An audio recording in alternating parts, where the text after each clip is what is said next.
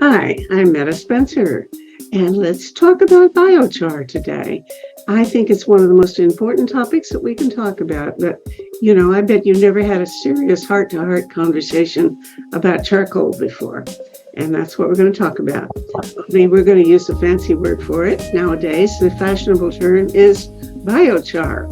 And I have two friends with me who are experts on this subject.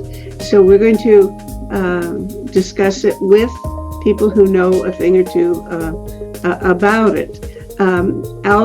Benoit Lambert is the CEO and founder of C Biochar Inc., which is apparently a company in Sutton, Quebec. He's an entrepreneur working toward the production and the use of biochar, and hopes soon to have the help of carbon credits or other carbon marketing mechanisms. So I guess he's going to come at this more from the business angle and the technical angle. Albert Bates, I thought was in Tennessee, but he's in Yucatan, Mexico. He is the director of the Global Village Institute for Appropriate Technology, and also of the Eco Village Training Center at The Farm in Summertown, Tennessee. You may have heard of The Farm. A former attorney, he argued environmental and civil rights cases before the U.S. Supreme Court, and he drafted a number of legislative acts during his legal career of 26 years. I'm going to let Benoit lead off because I understand you have to leave before we're going to be through. Thank you, Meta, very much, and I'm very honored to be invited by Pavos and for this meeting. I have to say I'm very honored to be talking with Albert Bates, because people that know about biochar know Albert Bates. I mean, he's a reference. His books are a reference. I read them all, and they're really well written. I've written a book too called Biogeotherapy that has not been published yet, but was put online this morning, yesterday actually, as a course. So biogeotherapy is a concept I've been talking about and developing with Thomas Goro, nature-based climate solutions, NBS, as it's called in the jargon, life as a geological healing force. That with Thomas, that nature is the way we should prioritize to reverse global warming. So that includes, of course, holistic grazing management, no-till agriculture with cover crops, biochar, and massive reforestation. I consider those as the 4 pillars. But then you have at least 15 other nature-based solutions that I talk about. Massive composting, for example, is one of them. Living machines, agroforestry. What's a living machine? Living machines are basically structures that will not only create a lot of life, but also sequester carbon in the process. They're usually built gardens. Yeah, they're usually built as gardens in cities, urban areas. Yeah. It was developed by John Todd 30, 40 years ago. And the idea is aquatic systems that take waste such as sewage and process that to get the nutrients out in an ecological system, so that you create an indoors ecology, kind of what a swamp does, but you do it in a clean environment in a greenhouse, and you produce plants and food and fish and other things. That's what they call a living machine. Yeah. Let me also mention mangrove.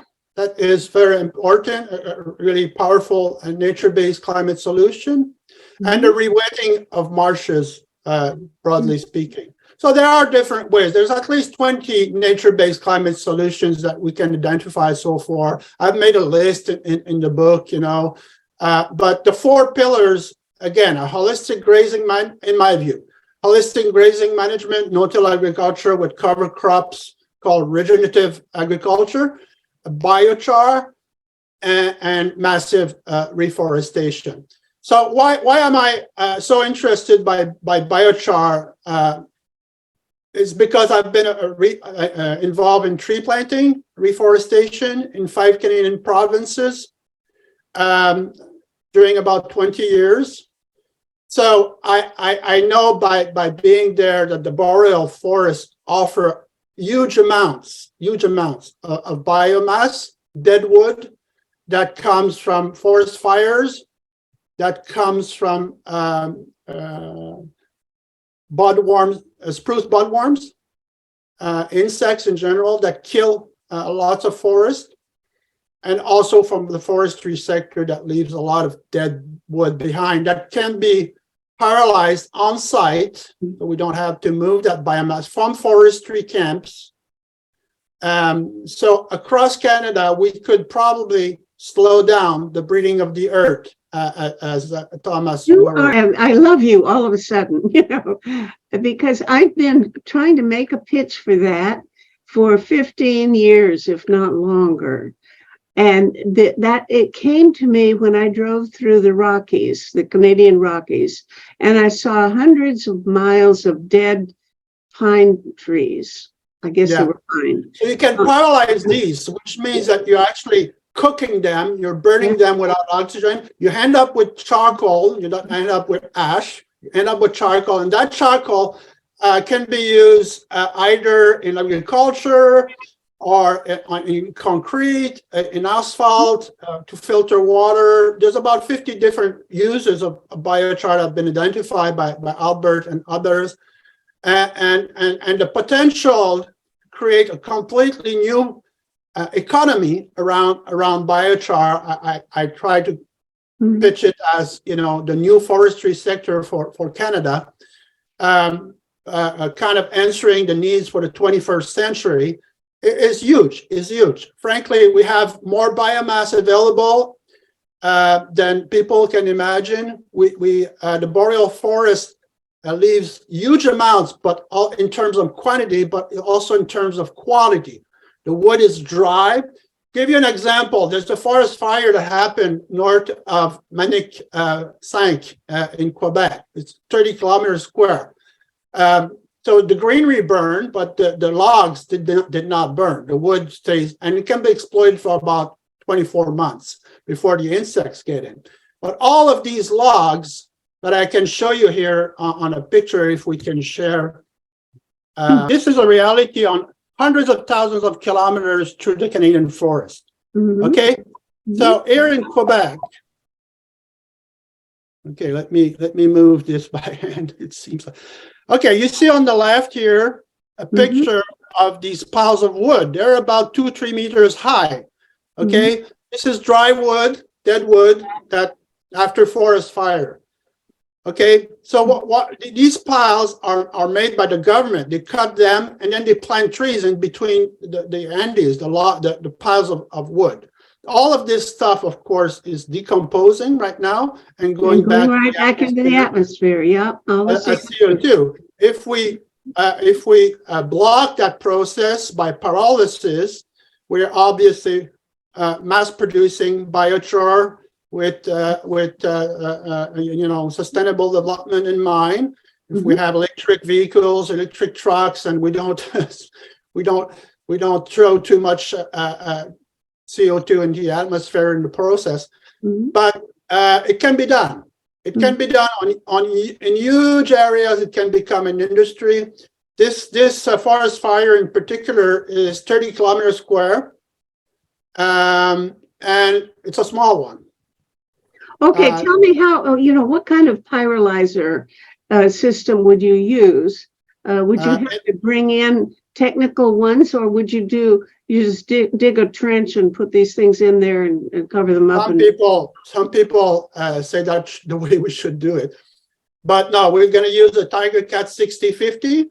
The Tiger Cat is a well-known company in the forestry sector. They have 2 offices in Quebec, and they have bought the patent of a machine called the 6050. and it's basically a machine made to produce biochar. Currently, they're looking at the carbon credits around the machine, so they're very well aware of all the methodology. Technology is coming. I think we can improve it. I've been thinking about a wrap system that could eventually cook the wood with thermal clots, tarps, big tarps that could go above.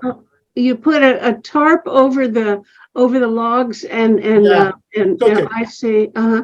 Okay. So I've been talking with various companies in the States to do that. They say it can be done. It can be done. So what I'm saying here is that we will find other ways. There will be innovation. Tiger Cat 6050 is just the beginning. And other, because it's a mobile machine, so it's really useful for that. We don't have to move the logs. We don't have to move the wood. Well, you'd have to have about 100,000 of those machines, though, wouldn't you? Because there's a lot of logs there. Oh, it's millions of tons of logs that we can use. That has no use currently, by the way. It has no use currently. So it's just decomposing on site through the years. As Albert points out, there are many other biomass that can be used that is maybe not as clean, but can be used in asphalt, can be used in concrete. There's different categories and qualities of biochar that could be used for different things. So I think the potential for biochar as a CDR, carbon dioxide removal tool, is quite big. Okay, now these are photos of the trees that were killed by the spruce mudworm or something. Whereas I was intrigued originally by the pine beetles out in the Rockies. And people said, well, there's no market for the thing. Well, it would cost the government a hell of a lot. But I'm thinking, if we actually paralyzed a lot of those trees that had been killed by the pine beetle, it would be probably comparable to the amount of CO2 that we're emitting from these, the tar sands. We have to be very clear. Carbon dioxide removal, is not a way to get away from reducing our emission. Of course. Emission, of course, we have to reduce by 80-90% our emission, as a species, but we'll still have 1,000 gigaton of CO2 to extract from the atmosphere, from the earth, and to sequester, because we have emitted all of that since 1750. So we have to put this back, but it's win-win-win, because if we put it into soils, in agriculture, for example, or if we create this new product, biochar, to use as a replacement for marine sand, for example, in concrete, which is terrible ecological disaster. It's all win. I mean, it's a better management eventually of waste, of organic waste, much better management. And this material in particular is not being used right now. Here we go. There it is. Yeah. Okay, so this is in Ontario. This is near Toronto. It's a eco village there, and it's making biochar on a regular basis from woody wastes from forestry and other uses. And there's a group there calling themselves the Ontario Biochar Organization, and they built this kiln, which is a very simple device called the Kontiki, a cone style kiln. And the cone is anyone can weld it together. It's portable. You can put it on wheels. It tilts, so you can discharge the biochar after you've made a batch. And anyone can have this for their yard wastes, or if you're in forestry, you can run several batches a day, and you can get up into the tons fairly quickly using a simple device like this that any welder can put together. Wonderful. Okay, so you see this black stuff? Yeah. Next to the small trees that I planted. Yeah. That's natural. It's not been put there by a biochar maniac like me. No, it's really inspired by nature. And when there's a forest fire that goes through, you have some charcoal, some biochar that is created naturally. So really mimicking nature by using biochar and making more biochar. Okay. That's the only comment I wanted to add, and I will have to go. All right. Well, it's I'm good to have you sorry. here. Thank you. I'll be Thank you back. very much. Okay. Very good. Of what are you going to do with large scale forestry and particularly monocultures and I don't really consider a monoculture plantation a forest, because a forest is an ecosystem, and it's above the ground and it's below the ground. And it extends very deep into the ground, actually the height of the tree in the root zone. And always it's cycling carbon. So even after the tree is cut, the roots are full of carbon.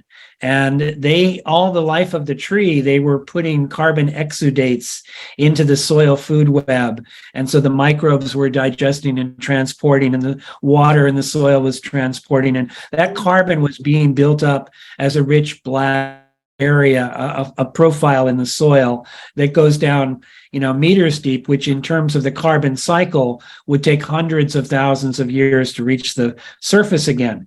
And so trees and forests are net sequestrators.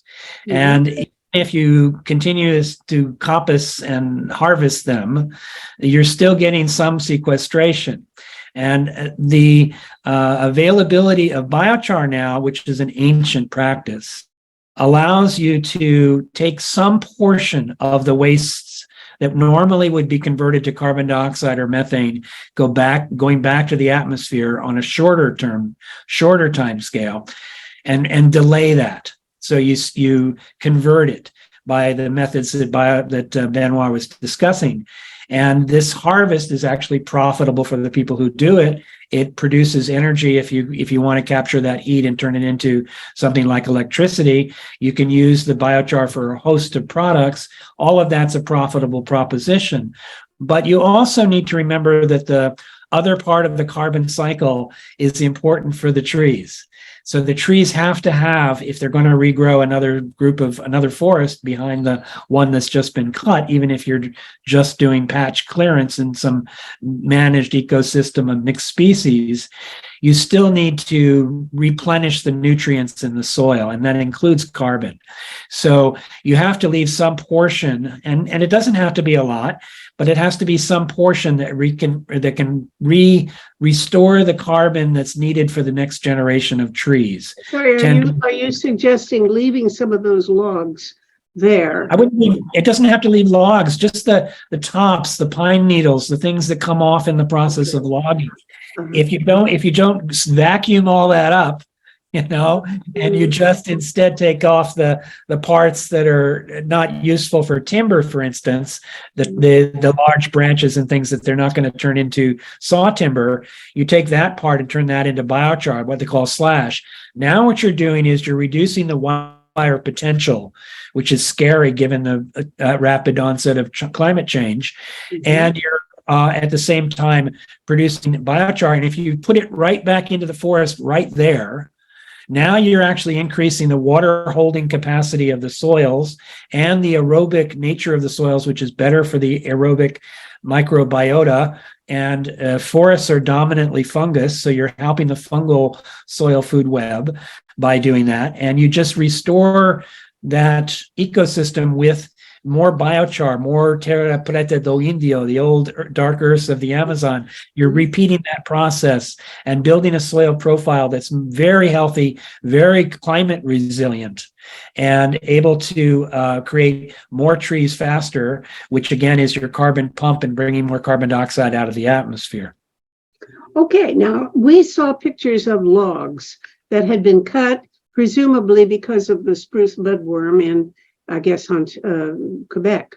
Yep. Didn't say where, but now those are all piled up, and he's proposing to bring in some kind of pyrolyzer machine and pyrolyze them, turn them into biochar there. And I think he has in mind selling it or trying to get it to farmers so that they mix it in with their fertilizer or with their rock dust, even better. use it as a soil amendment. But now, if you want, it seems to me that what I saw were hundreds and hundreds of miles of red trees that had been killed by the pine beetle, and I think probably the effects and the way you'd handle it are probably similar. But there are no roads going into all of those places. There's no way you could. I don't know. You'd have to drop in a pyrolyzer by helicopter or something if you wanted. No, actually, the helicopter would be overwhelmed by the pyrolyzer he's thinking of using. He mentioned the Carbonator 350 or 650, which is the bigger model. And this is built like an Abrams tank, probably weighs about the same. It's got this giant caterpillar tracks on it, and it moves across the landscape very slowly, like a great grasshopper. And you can just keep adding giant logs into its maw, and it sends biochar out the back or down the bottom. And so and you can imagine fleets of these kind of armored divisions moving across the landscape into roadless areas. That's one vision of the future. I'm not really fond of that vision, but I think that, when you have spruce beetle or other kinds of problems like this, some of it is you need to go back and ask what was wrong with that ecosystem to begin with. And if it wasn't mixed eggs and mixed species, well, that's your problem. You have a very vulnerable system at a time when climate change is coming at us and creating these heats and droughts and intense rains and various other kinds of effects that the trees are not accustomed to. And they're very vulnerable because they're single species, single age. And so then you get the beetle infestation, which is nature's way of saying, oh, I see some food. Let's digest that. And instead, if you have a canopied system with layers on the ground and bushes at eye level and up into the canopy at the top with climbing vines and lots of different species, and there's a deep fungal network underneath, which is communicating that there are beetles coming, and maybe you should prepare some defenses for that. And then you get birds and things coming in and moving seed around, and you arrive at a more defensible system to begin with, and you don't beetle kill, right? So these are what it sounds like you're describing a Miyawaki forest. Is that really what you have in mind? Sure, exactly. And we need to look back to the ancient wisdom, right?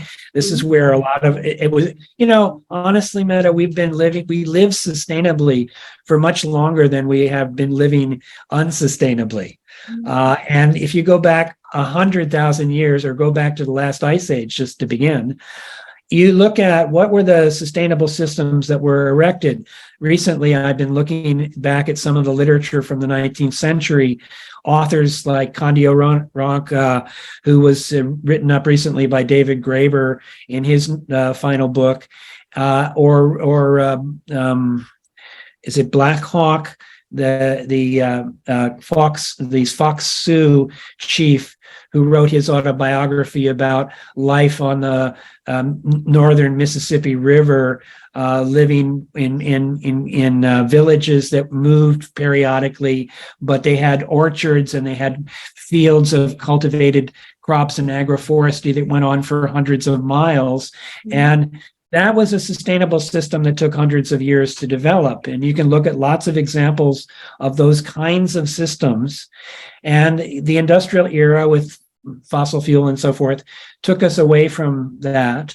And we have urbanized the landscape, and we've made it so that we're very vulnerable in a lot of different ways that we wouldn't have been hundreds of years ago. So how do we get back, or how do we get to a more sustainable system? And there are sort of two schools of competing thought. And one is very technologically oriented. This is sort of the national laboratory thinking of we'll have artificial trees that are powered by fusion reactors, and those will somehow be able to draw enough carbon and produce enough food for us.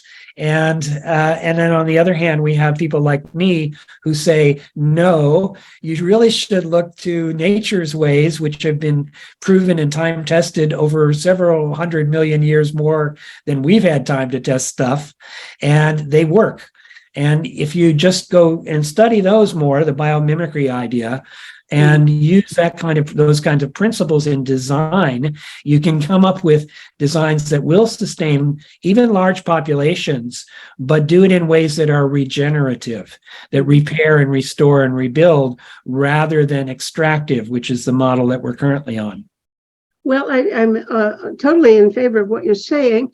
And I should tell you that the Pugwash project includes 4 different interventions that are meant to help with our climate crisis. And one of them has to do with forestry.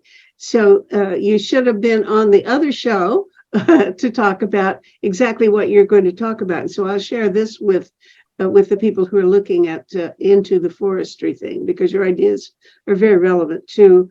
Meta, I'm fortunate in joining you today because I'm here on the island where I'm living. I'm in a nature preserve, and we just went 4 days with no power, which meant I had no internet. But I had planned to binge on all the earlier podcasts, and I only got as far as Frank von Hippel and the fusion fake story. But I greatly enjoyed that one. But I really had hoped to get up to your stories about concrete and how that can be carbon negative and carbon, concrete, and climate, and all those great podcasts that were right in my alley. Well, but now I really want you to elaborate on this biochar business, because Benoit really made my ears flap, since I have been talking about this for 20 years, or 15 anyway, about the importance of trying to, those trees that I saw out in the Rockies had not been cut. That you didn't see logs lying on the ground. You saw these trees still standing, but they turned red because of the pine beetle.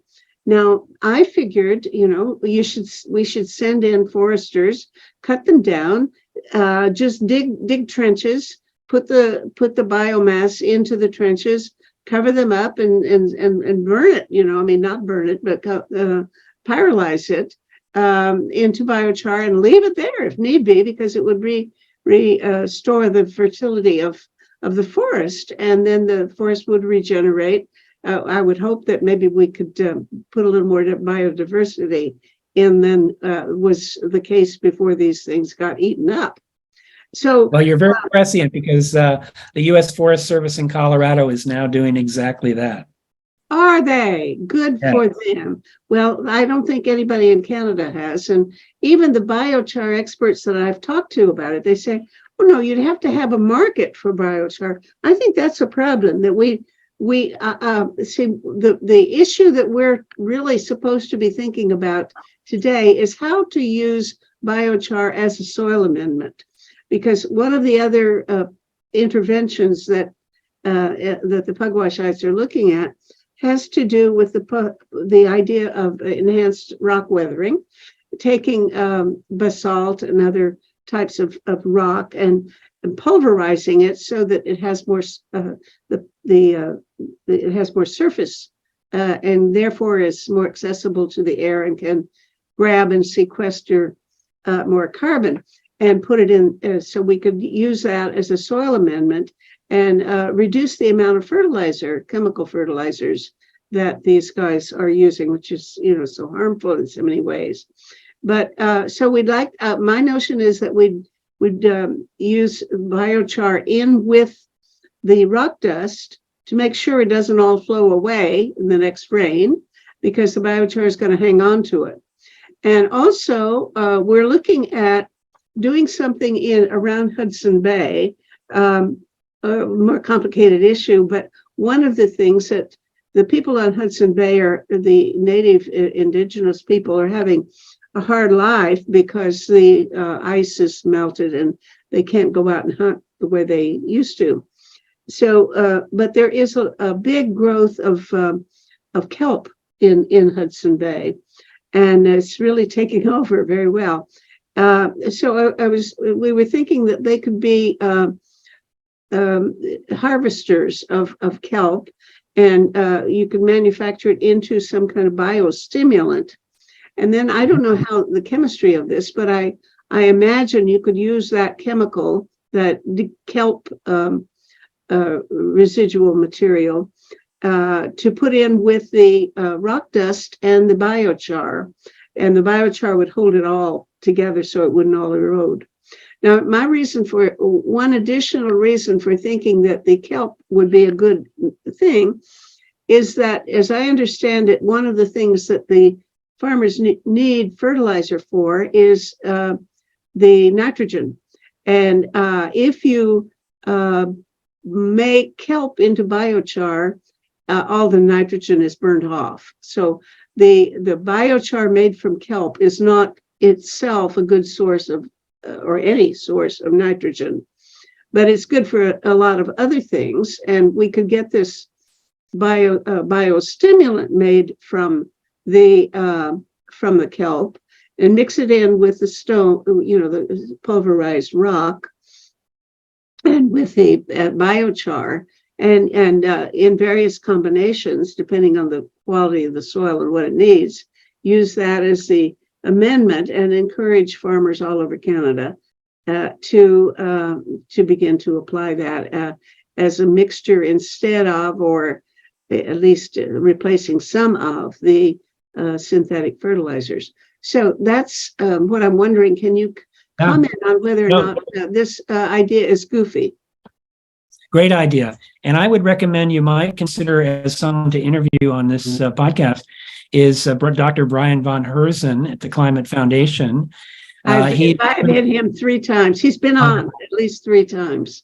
Okay, well, he's doing marine permaculture, which is involving kelp grown in farms in the tropics. And you think of forests, we tend to think of forests on land, but there are forests in the ocean, and a lot of the ocean has become desertified. And these kelp forests, especially in coastal areas, are very important ecosystems because a lot of them are spawning areas for fish. They provide nutrients, and it's part of a big carbon pump that takes carbon into the ocean from the atmosphere. So having kelp in the systems that we're using is very important. And I would add this idea that you just proposed about turning some of the kelp into biochar. That's something I've been pursuing, and Brian's been also, which is the idea, we have to think in scale.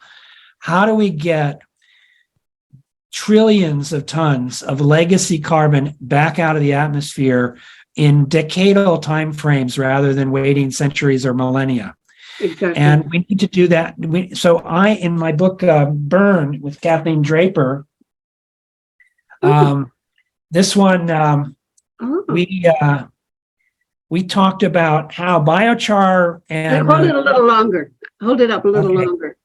Biochar and the products and the markets that it creates, not just in agriculture, but lots of different markets, could withdraw 50 or more gigatons, billion tons of carbon dioxide equivalent per year from the atmosphere. Just that one product. And however, the limiting factor is feedstocks. So even if we start to add up all of the biochar we could make from municipal solid waste or from sewage, we have to start thinking beyond agricultural waste streams, woody waste matter. We have to think about maybe the seaweed that washes up on beaches, and there's more of this sargassum blooms happening because of climate change. Maybe we need to think about farming in the oceans like kelp, where we could take the kelp, extract nutrient like leaf protein from it, use it for all these nutraceuticals and bioceuticals and different things that are so valuable, and then also take the waste woody cellulosic matter and turn that into biochar. So now we have another feedstock. And when you multiply the area of the ocean, and that can be done in this way productively, and the extra ecosystem benefits that provides to the ocean, it also helps with salinity. It helps with issues having to do with pollution of various forms in the ocean, as well as the loss of fish. Well, now you can actually justify it for cost basis to go through the process of extracting and turning that into biochar. Now, one thing I will also say about anything that comes out of the ocean, it's going to be contaminated with microplastics. We know this now. And this is an issue if you're making biochar for something that's going into your garden or going into a field that's going to produce food for you, because you're keeping those microplastics in the food system. And you don't want to do that. You want to stop that. You want to arrest that. You want to deal with that issue of contamination. And this also happens if you're getting your biochar from sewage, where you're getting heavy metals, you're getting other kinds of contaminants that maybe pharmaceutical contaminants, maybe biological parasites that survive the pyrolysis process and make it into the and some portion make it into the food system back again if you put it as a fertilizer. So you want to avoid that. And for this reason, when you start to talk about adding biochar to, say, a concrete mix, where 5% addition of biochar gives you a significant strength improvement in the concrete, or you have what I'm doing this summer in Tennessee is we're pouring the first kilometer in North America of a biochar highway.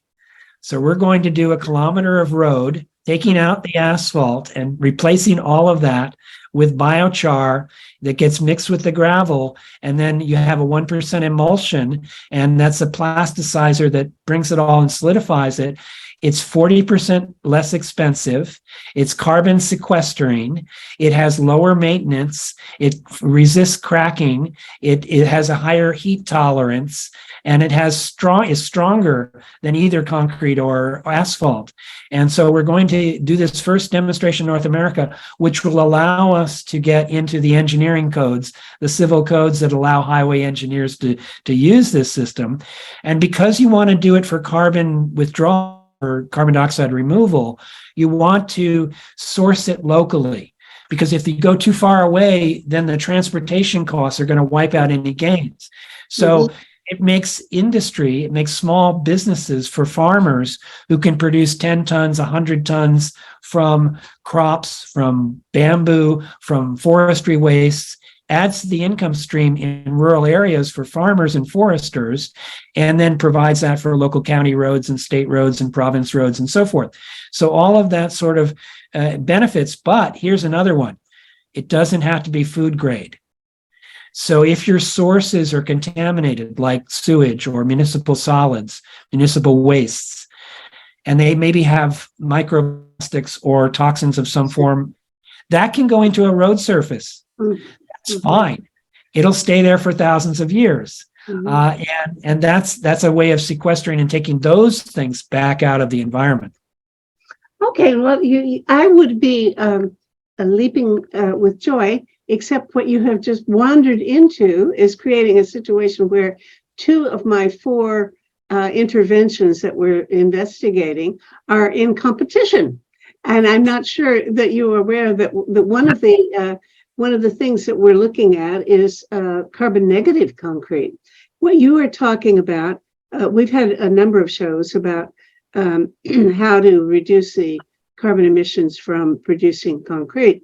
And our favorite by all odds is the production of something called Blue Planet concrete, which is the creation of carbon negative aggregate, which would not only be gravel size and the substitute for the gravel, but also a substitute for the sand. So here you've got your biochar in competition with our the other product that we're promoting, which is actually we have to get aggregate. Sand. We actually have to buy aggregate to mix in with the biochar. The biochar is 10% of the mix of asphalt, and the other 89% is aggregate that we're going to have to acquire, typically quarry stone. And instead, we could use your product and then have that mixed with the 1% emulsion, and we get an asphalt that was 10% biochar and 89% of your product. All right. So in other words, we're going to take, instead of having the aggregate be made either from carbon negative product that Blue Planet produces, or from biochar, you do a mixture of the two. Is that it? Biochar is not the aggregate. Biochar is like its substitute for the bitumen part. And the aggregate, which is typically the bitumen that's in the asphalt, black asphalt, that's a tarry mix. That's different from concrete, though, because concrete is a mixture of cement and aggregate, and we can now, Blue Planet can make carbon negative aggregate. And right. And pebbles and sand, But if you want to replace the sand part, which is what Benoit was saying, with biochar, it sounds like you're in competition with Now, there's so far the studies that we've seen that have done this extensive testing on concrete mixes is somewhere in the 2% to 5% range of biochar content. So it wouldn't replace the sand and the aggregate. It would only be 2 or 5%, which strengthens and reduces cracking and spalling and so forth. So it provides some different qualities, but it's only 2 to 5% of the mix in concrete, whereas 10% mix in asphalt. And then you have the normal amount of sand and aggregate, pea gravel, and that could be provided by this blue carbon. So there's no reason why you couldn't have 100% drawdown highway from this the combined process of blue carbon and the 10% biochar. All right. This is way beyond where I think I ought to be trying to opine. I'm not sufficiently sophisticated to try to imagine the chemical formulas for concrete. But it's, this is one of the things that I ought to put you in touch with is the shows that the most recent one we did about concrete. A guy named Brent Constance who invented this stuff. And it's highly, highly carbon negative, so much so as to offset the carbon emissions that goes into producing the cement, which is where most of the carbon gets into the atmosphere. Okay. Yeah, episode 547, I've got it here. And going back also to episode 546, which is chilling Hudson Bay, which is using that kelp. And let's take that kelp and make the biochar. And now we've got a highway that can be, or an airport or a bridge or a port that can be made entirely carbon negative.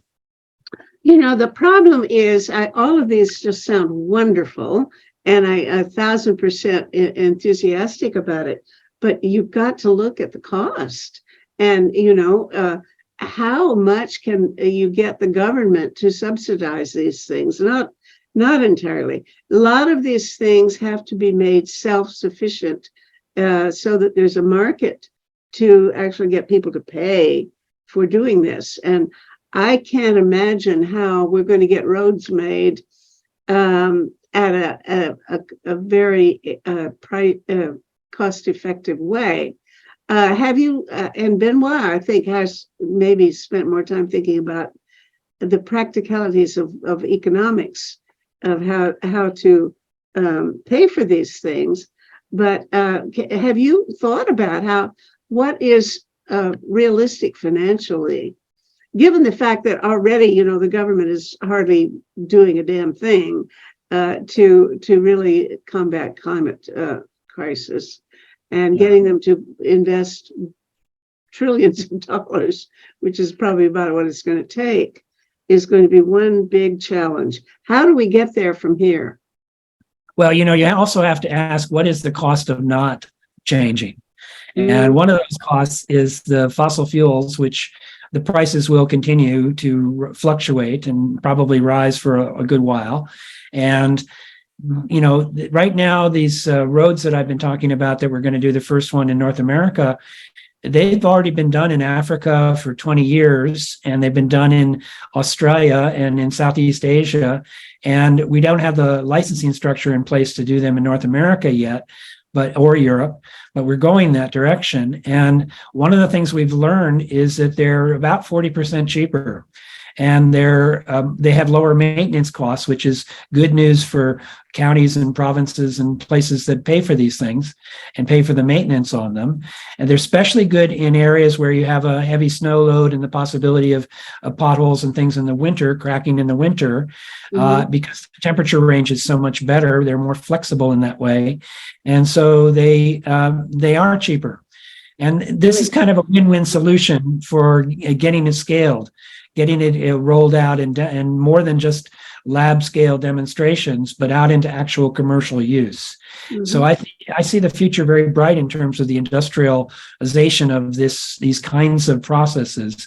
And of course, these hardscapes are just one of thousands of uses for biochar, because we're talking about batteries and fuel cells and composites and epoxies and replacing plastics and replacing various electronics and carbon fiber wraps that you can put on bridges and overpasses that are in hurricane prone areas or earthquake prone areas. And there's lots of new and interesting products that we've described in the book that I think will be coming in. These are disruptive industries. And honestly, Meta, the whole paradigm has to shift, because we've been burning carbon, fossiliferous fuels for 200 years and putting that into the atmosphere as a big dump and then into the ocean. And that has to reverse completely, so that we need to build an industrial paradigm that is based on drawdown, where we are actually making our money, making our energy, producing our hardscape and our infrastructure and our built environment by taking carbon and mining it from the air, mining it from the ocean, making energy in the process, and then getting the things we need. And all of that are disruptive industries. So as these new startups come in and they get a little bit of venture capital or government funds or whatever, and they get going and they produce their unicorns of billion-dollar startups, we're going to see all of this happening in the next decade or so. And I see it as a very hopeful sign among many dismal signs. This is one hopeful one. It's true. The only thing is we got to speed it up. Everything that I picked as one of the four interventions that we're investigating as Pugwash are chosen because they're things that could be done within, at least get going within 5 years. And I think that, when I talk to the people, especially who are concerned about the methane release in the Arctic and the melting permafrost, that's the place that I think that it is so urgent that we don't have any time left. We have to be ready to do some drastic things that we probably wouldn't even consider doing if we had enough time to explore them more thoroughly and more carefully. But we don't have time to play around anymore. We've used up our time. Yeah. Now let me go to. Hang on, just a second. While you make that point about using up our time, let me point back to this book, Climate in Crisis, that came out in 1990 by Albert Bates, The Greenhouse Effect and What We Can Do with a Forward by Senator Al Gore. Wow. And I started in on this whole issue of climate back in the 1980s when I was an environmental attorney, and I had a case involving toxic waste polluting an aquifer. And I had to bring in, and the chemical companies that were agrochemical companies were all saying, well, we've got plenty of groundwater. You don't need to worry about wasting one aquifer. And I said, honestly, it's going to change because population continues to rise and climate change is coming. And I had to talk in court to a judge in 1980 about how climate change was going to change everything, and we're going to need all that fresh water. And so I had to bring in experts. And when I brought in the experts, I blew my mind. And after that case was over, I retired as a lawyer. I just didn't have the stomach for wasting my time. And I went to work full time on this climate issue and wrote this book. And I did another book on the Paris Agreement and how that came into being, all the years of work that went into making the Paris Agreement. And then solution side, I visited the Amazon, and this was the first time I actually had a ray of hope, where I actually saw, there might be a way out of this. There might actually be something we can do that would make a difference on a time scale that matters. And that's recovering ancient practices and turning them to our benefit. But that's not an easy thing. You can't. I'm thinking I still am hung up in the Rockies, where I'm thinking of hundreds of miles of red trees. The labor involved in doing that, and not to mention creating these tank-like things that you're going to bring in to pyrolyze the logs and stuff. Holy smoke! Who's going to pay for that? And how are we going to get that done? Well, and when you say the red trees, I'm always, it brings to mind the red forest outside of the Chernobyl nuclear plant that they just ran through with the Russian army. And it's kind of the same kind of thing where you have this great, huge human damage being done to the earth, and it's going on as we speak. It doesn't seem to be abating. It's not hardly even slowing down. There are all these hopeful signs about renewable energy and so forth being cheaper than these alternatives. But it seems that we're just continuing on our wicked ways without turning around fast enough. And so the kind of work you're doing with this podcast, with getting the word out, with the news that you spread through the Peace Magazine and so forth, all so helpful that we really need to keep on pushing that information war. Yeah, I think so. Now, you showed something I want to ask you about, that pyrolyzer, that backyard thing that you made. Yeah. One of the 4 interventions that we're working on is about forestry, but we're talking about urban forestry. And in this case, we're not really discussing as much the creation.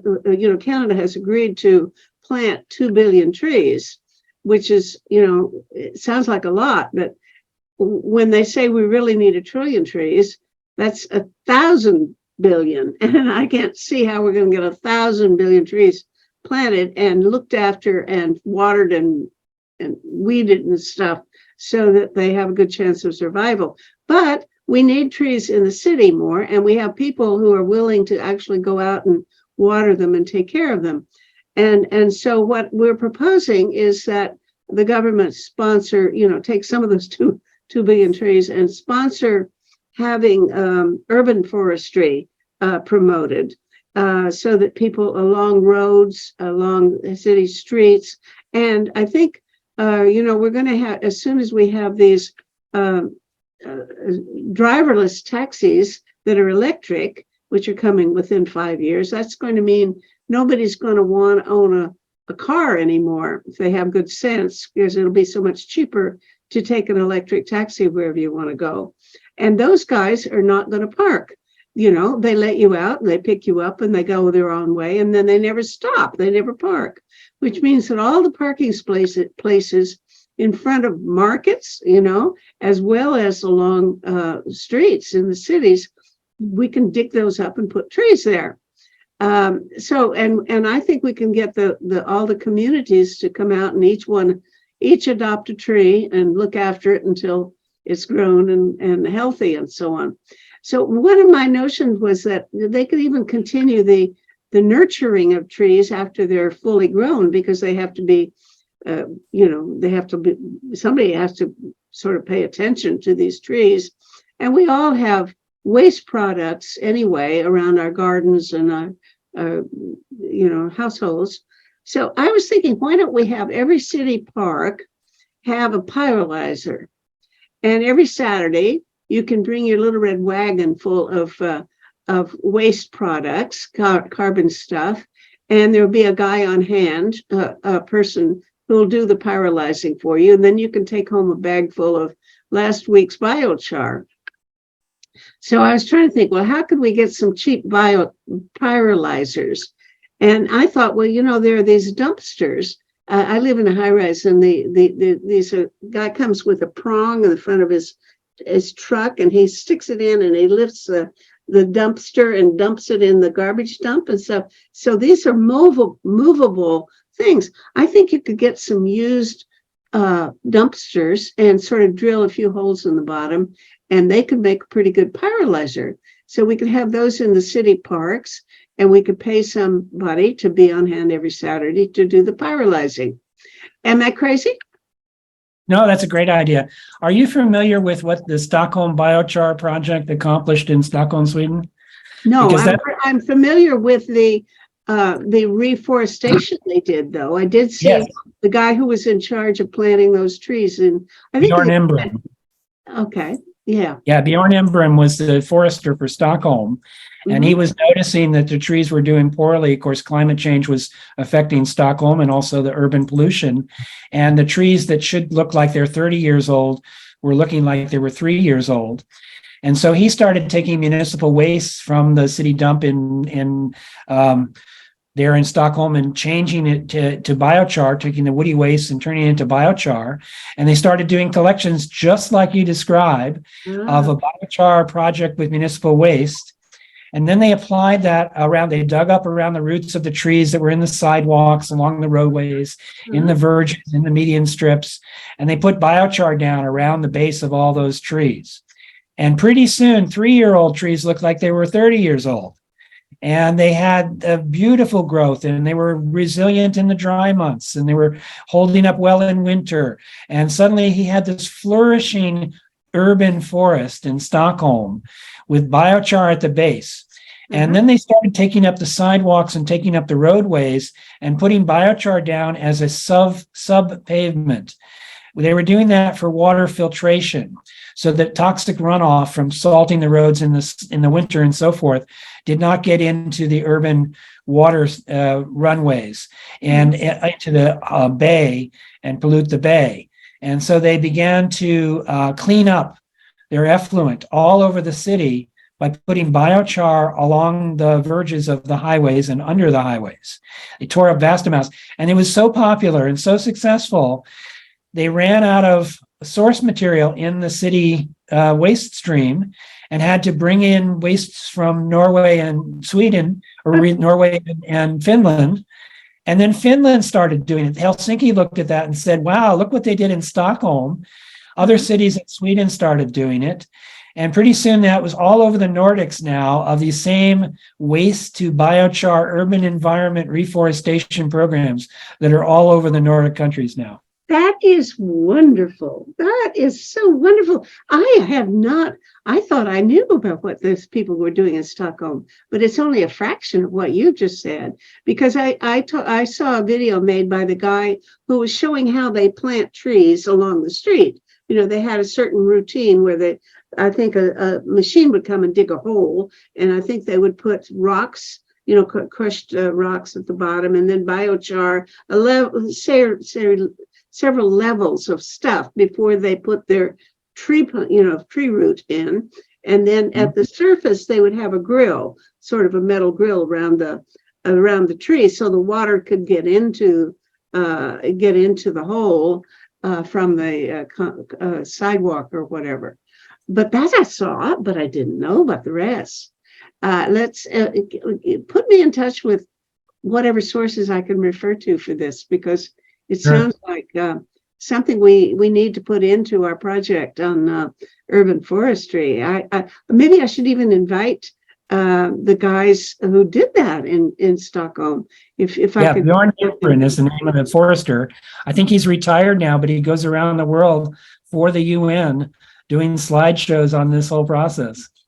Oh, I want to get him on a talk show. One more talk show about urban forestry. That's terrific. This is a big subject and dear to my heart, because like I said, I was a young attorney back fighting chemical companies and nuclear power plants and things like that back in the 1980s. And I found myself going through a life change because I got shocked by what was happening with the climate and what was coming our way during my lifetime, and certainly the lifetime of my children and grandchildren. And it changed my life and made it so that it's necessary to figure out how can we find a way out of this. And there are many strategies. You mentioned remineralization. That's wonderful. In combination with biochar, in combination with regenerative agriculture and forestry, permaculture, natural building, using the things that we know how to do very well that can solve multiple problems at the same time. Most of these are even profitable, so they can move into industrial use and be scaled. And we just have to think outside the box a little bit, because we've become sort of inured to ways of the past, to where we're sort of stuck in patterns that are self-destructive without willingness to just look around the corner and try to break out. And I think that's the real key here, is the social inertia that this is our only really impediment. There's no technological impediments to solving these problems. Now the problem is the social inertia that we have to overcome our behavioral bias and start to change the patterns of how we live. And we actually have a better life. Like one of the areas that I've gone into that I've been involved with for 20, 30 years now is the Global Eco Village Network.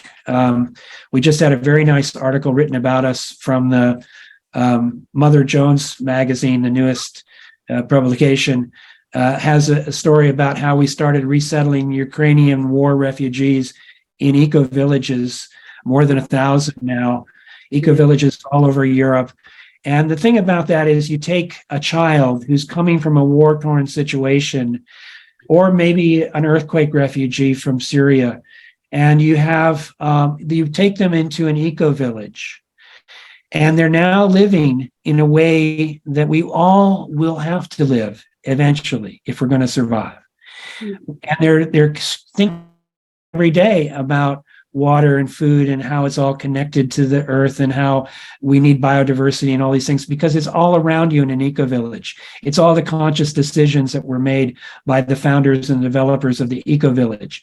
And so now a child who comes into that environment out of this terrible catastrophe that they're coming from, damaged as they may be psychologically, they rebuild their mentality based on this new paradigm. And they go out into the world as a seed spreader to begin to change and repair the whole world. And I really think that, just the small part we made in eco villages to try to demonstrate that a new way of living was possible. And these can be urban, they don't have to be rural. And just to show that you can actually live this way. And not only that, it's more fun. It's happier, it's more fulfilling. You have a better quality of life. It's not a hair shirt approach. It's not doing without. It's not self-sacrifice. It's actually getting more out of life and having a better, deeper relationship with your fellows and having shared vision and a sense of purpose when you jump out of bed in the morning. I interviewed John Liu was on our show. He has been doing that in terms of building. I don't know whether he calls it Eco Village, but it sounds very similar to what you're saying. He's doing ecosystem regeneration camps. I'm on his advisory board. And we on the Global Eco Village Network have a partnership with his ecosystem restoration camps, where we come into his camps that are doing the ecosystem regeneration work, and we teach them the technology, the things we've learned from eco villages like syntropic gardening or consensus decision making or other kinds of sociocracy techniques that we've developed over the last 20 or 30 years. Wonderful. This is just such a treat to meet you and to know you're doing what you're doing, because it's just exactly what we need to be doing. So it's great to be sort of your partner now, if I may. Well, and you as well. You're doing what we need to be doing. All right. Well, thank you so much, and we'll stay in touch. Okay. See you later, I hope, one of these days. Thank you. Bye.